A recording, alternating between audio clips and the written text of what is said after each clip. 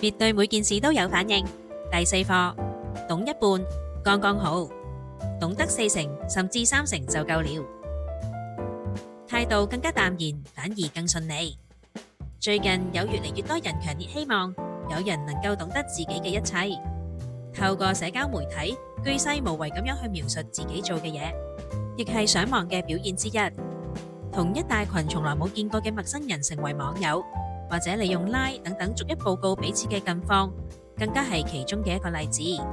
不分日夜咁來往通訊，亦都會被解讀成為對方時時刻刻都將我嘅事放喺心上，呢個人好了解我啊！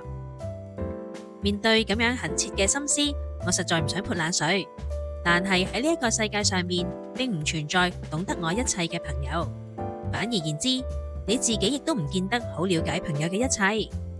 從現實嘅角度嚟睇，身邊有幾個對彼此嘅了解有50%嘅朋友，已經係最理想嘅狀態啦。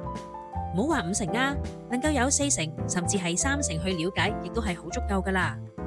將非特定多數嘅人當成為密友呢個想法，本身就係妄想啦。